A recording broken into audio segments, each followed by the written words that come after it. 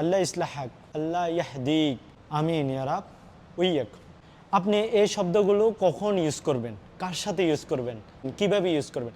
ধরেন আপনার সাথে কারো কথা হচ্ছে না, সাদিক ফ্রেন্ড, আপনার ভালো সম্পর্ক ছিল, আপনার কফিলের ছেলে হতে পারে, অন্য কেউ আপনার উপর রাগ করতে পারে।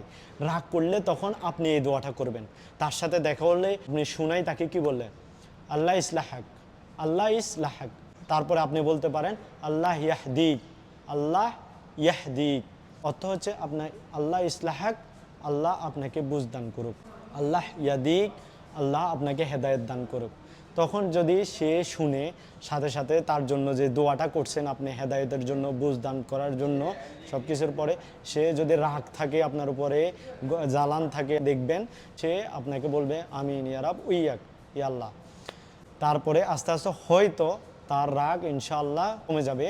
আপনি তার সাথে বা কারোর সাথে এরকম যদি রাগ থাকে, ক্ষোভ থাকে, কোনো কিছু থাকে আপনার প্রতি, তাহলে আপনি তার সাথে দেখা হলে আল্লাহর কাছে বলতে পারেন, বা তার সাথে যে কথাটা হবে কথাটার প্রথমেই আপনি বলতে পারেন আল্লাহ ইসলাহাক, আর অথবা বলতে পারেন আল্লাহ ইয়াহদিক, আল্লাহ আপনাকে বুঝ দান করুক, আল্লাহ আপনাকে হেদায়েত দান করুক। আশা করি ভিডিওটি অনেকজনের উপকারে আসবে। যদি কোনো দেশের এই আরবিয়ানের সাথে যদি কখনো আপনার প্রতি রাগ ক্ষোভ অন্য কিছু থাকে, তাহলে আপনি দেখা হওয়ার সাথে সাথে বলতে পারেন আল্লাহ ইসলাহাক, আল্লাহ আপনাকে বুঝ দান করুক, আল্লাহ ইয়াহদিক, আল্লাহ আপনাকে হেদায়েত দান করুক।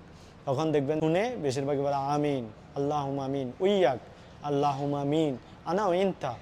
দোনোজনের প্রতি আল্লাহ যেন বুঝ দান করুক, হেদায়েত দান করুক। অবশ্যই ভিডিওটি শেয়ার করে দিয়ে আপনার ফ্রেন্ড বন্ধুদের সাথেও শেয়ার করে দিয়ে জানার সুযোগ করে দেবেন। আসসালামু আলাইকুম ওয়া রাহমাতুল্লাহি ওয়া বারাকাতুহু। আতিকুম আলা আফিয়া।